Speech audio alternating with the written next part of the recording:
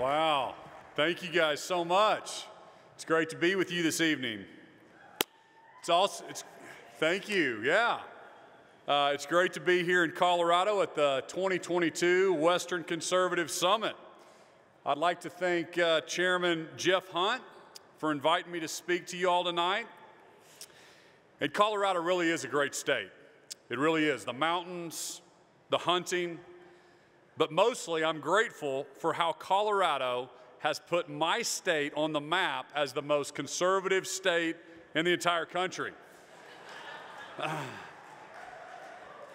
I'll tell you why. You know, this year I signed the most pro-life bill in the nation.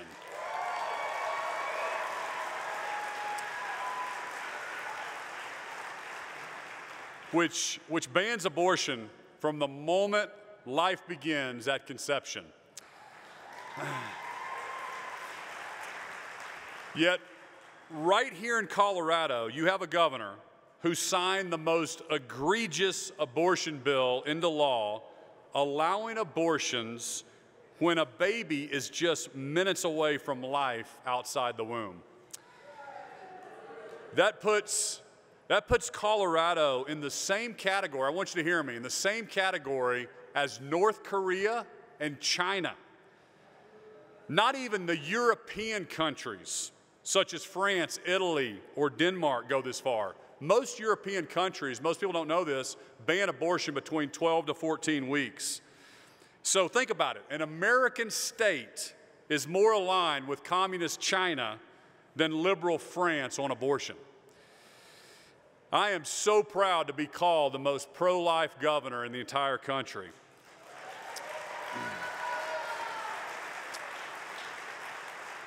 And I'm also so proud that Oklahomans stand with me and we stand for life in our great state. You know, Colorado's lockdowns and mandates during COVID really highlighted and let us all see the differences between a blue state and a red state. And I've got to tell y'all, my favorite day as governor of Oklahoma. Do y'all want to hear that story? So it was in 2020, and the governor of Colorado had shut his state down. He had refused to let any events happen. So I found out about this cattle show. It was the largest cattle show in the entire country. It had been located in Colorado for over 100 years. And I came up and recruited them to come to the state of Oklahoma. And it was 17 days of hotels and restaurants filled. Tremendous success. Well, they have officially left Colorado after 100 years, and they've moved their show to the great state of Oklahoma. So the governor of Colorado did something very strange. He went out and he declared a meatless holiday, okay? Well, as a business guy, I was trying to recruit more agricultural companies to Oklahoma. We're the #2 beef producer in the entire country. We employ about 100,000 people in the ag industry. So I snapped back at him and I declared meat all week in the state of Oklahoma.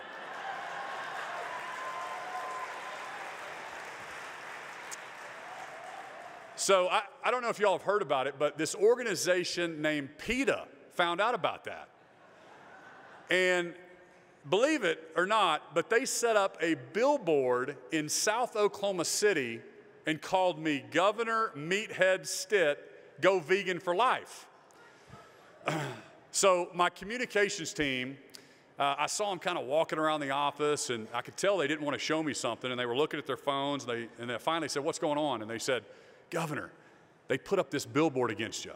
As soon as I saw it, I was like, yes. I go, "They don't know my friends in Oklahoma very well." I said, "Y'all go find the biggest smoker that you can find. I want you to set it up underneath that sign." I got the Cattlemen's Association to donate hot dogs, hamburgers, and steaks. And I went on the radio all over Oklahoma City, invited everybody to come out, and my best day as governor was grilling out steaks underneath that PETA sign in Oklahoma City.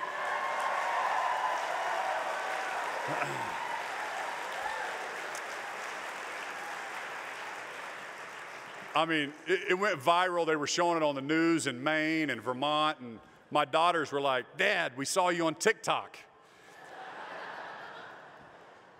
And the news media was there. You know, here's the moral to that story. The news media was there, and they came up to me and they said, Governor, what would you say if somebody wants to be a vegan? And I said, here's the deal. If you want to be a vegan, be a vegan. If you want to eat steak. Because in Oklahoma, we believe in freedoms. That's the whole point. And I tell you that because in Oklahoma, we are going to protect freedoms in our way of life. And people are starting to take notice. You know, since the pandemic, Oklahoma has outpaced almost every other state in migration to our state. You know, Oklahoma is getting these freedom-loving people to move to our state because of our pro-business, our pro-freedom policies. Across the country, huge numbers of Americans are moving to states like ours. People are sick and tired of the never-ending mandates and the do-gooders from Washington, D.C. So they come to Oklahoma, the freest state in the country, where we believe our Constitution means exactly what it says. And you have the right to pursue life, liberty, and the pursuit of happiness the way you see fit. Thank you. You know, I'm wrapping up my final year of my first term as governor. And when I look back at the progress we've made, I'm so proud of our team. You know, when I was first elected back in 2018, Oklahoma, we were experiencing years of revenue failures, billion-dollar budget deficits, decades of booms and busts in our economy. We had drained our state savings account. Our state was reeling. We had these teacher walkouts. We had 4 days of school weeks. State agencies were reported to unelected bureaucrats, and they were not being held accountable. So when I came into office, first thing I did was I put Oklahoma's checkbook online, and we skyrocketed to transparency to number 7 in the nation. We invested in recruiting new jobs so we could diversify our economy, and it has worked. We now have more people employed in the state of Oklahoma than ever before in our state's history. We have the lowest unemployment in our state's history. We're top 10 in the country in that. We have now the largest savings account we've ever had in our state history. We actually rank 4th in the country out of all other states in the amount of savings we have. Over the past 2 years, we've also slashed red tape. We've reduced regulations by 26%.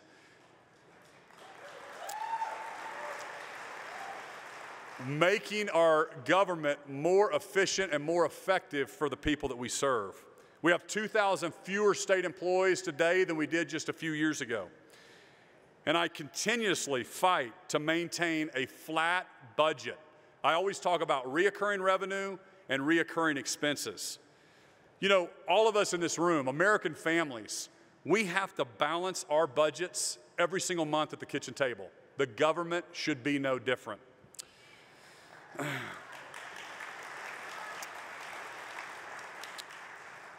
In February, I give a State of the State, and I gave my State of the State in February.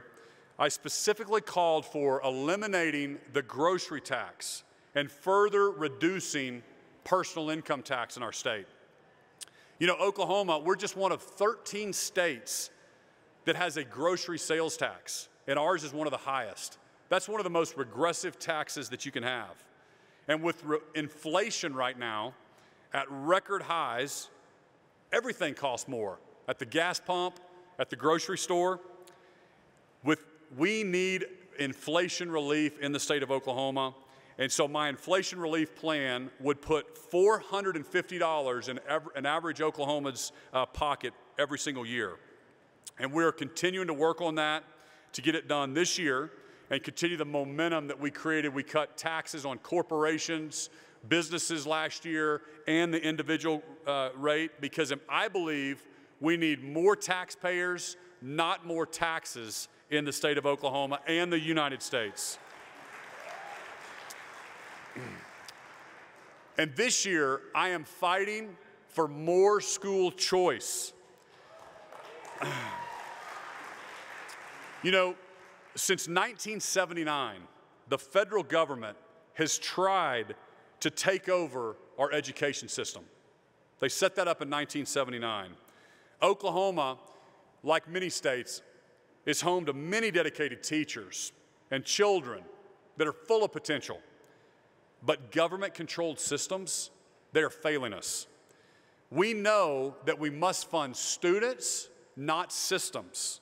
When you put parents in charge and not liberal teachers' unions, that's when kids succeed.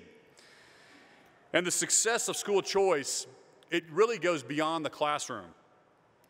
A study by researchers at Harvard and Princeton University, they found that winning a lottery ticket to attend a charter school, there's not enough of them, so they literally have a lottery to see who gets into a charter school.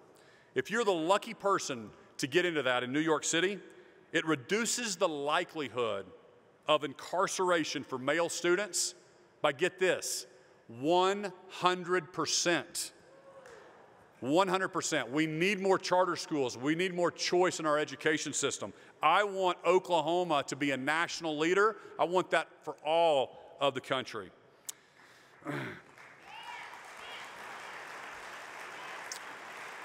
But if you think about it, those that are benefiting from the government's monopoly on education, they want to keep their grip on this power. And it's shocking to me how far the establishment will go to prevent competition, even if it means trapping a child in a failing education model for 13 years with no exit options. But we in this room, we know that God gave kids to parents, not to the government.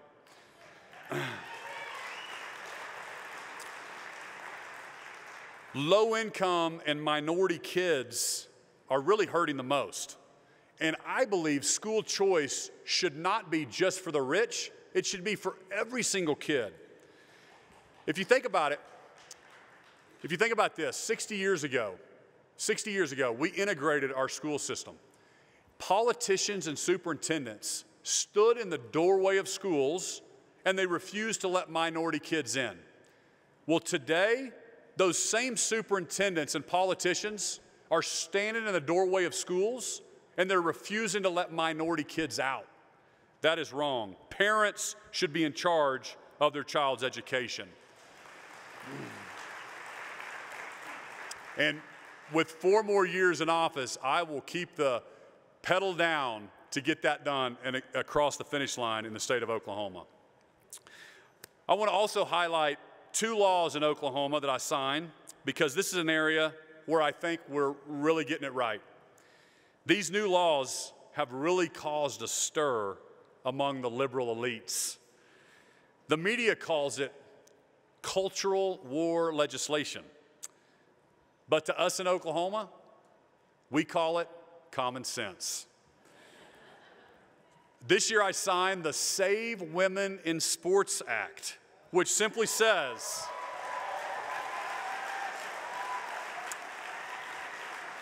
which simply says, when it comes to high school sports and athletics, girls should compete against girls, boys should compete against boys. That's it. I mean, pretty common sense. We held a big press conference when I signed the bill, and I had young female athletes, including those that were attending top-rated colleges, because of their sports scholarship. They were standing all around me. Afterwards, the Washington Post interviewed me. They said, "Hey, Governor, let's talk about this controversial bill you signed." I first said, well, hang on just a second. In Oklahoma, it's not very controversial. You know, all we're doing is protecting women's sports. We're making sure there's a level playing field for female athletes who work hard and dream of being number 1.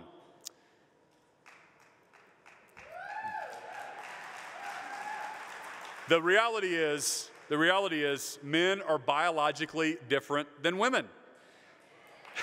I mean, men have more muscle mass, their bones are larger and denser, they have larger lungs, wider airways. These are physical advantages male athletes have on the field, in the pool, on the track, or in the court. So how is it fair for a female athlete or a swimmer who has been training since she was 12 to lose a scholarship to a biological male. It's not. It's just simply not fair, and it's not going to happen in the state of Oklahoma.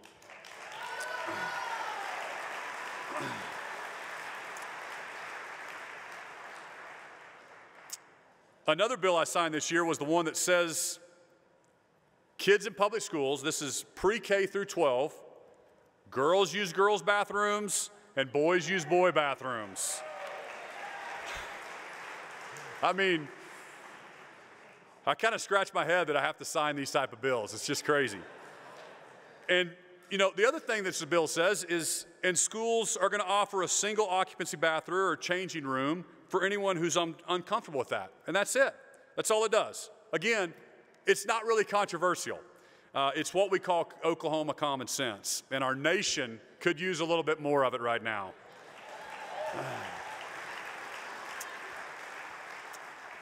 I'm a fourth-generation Oklahoman, so proud of my state, so proud to be governor. I'm proud of all the progress that we have made to further our conservative values and priorities, from protecting life to standing up for parents, from cutting taxes to fixing the budget. The work we do as governors, it's more important now than ever before. You know, red states like Oklahoma have become havens from the far left leadership in the White House. Inflation is at record highs, over 8%. And while President Biden doesn't seem to care, we know that he has made life harder for American families. Everything's more expensive. Beef is up 14%, eggs are up 22%, milk is up nearly 15%, airline tickets 25%. Economists are predicting that gas could go to $6 a gallon by August. Did you know that? Let me pause there a minute, because this president seems intent on destroying domestic energy production. You know, think about this for a second. Demand for oil hasn't changed. We still have to drive to work. We drop our kids off at soccer practice or piano lessons. We still have to heat our homes and our businesses. You see, demand is the same. Yet this president chokes off supply and wonders why the price at the pump goes up. And then his solution for high prices is to ask our enemies to produce more oil. Energy independence has been a goal of every single president of the United States, Republican or Democrat, by the way, since 1973 with the OPEC embargo, when Richard Nixon launched Project Independence. I've told President Biden, do not turn your back on us. In America, we have rigs and workers and companies ready and willing to drill tomorrow. In Oklahoma, we're so proud of our oil and gas industry. We're actually number 6 producer of oil in the entire country. We're number 4 in natural gas. But we also embrace in Oklahoma an all-of-the-above approach that includes renewables like solar, wind, and hydrogen. In fact, Oklahoma, most people don't know this, Oklahoma is number 2 in the entire country in wind energy production. Number 2. We're one of only 4 states that gets 40% of our energy from renewables. One of only 4 states that can say that. We have reduced our carbon emissions by 35%, 3 times the national average from President Biden's own benchmark in 2005. You know, our unique mix of natural gas and renewables has yielded remarkable environmental results without the heavy hand of federal government regulations. So we're getting it right in Oklahoma. I encourage everyone here to come visit us and see what we're all about.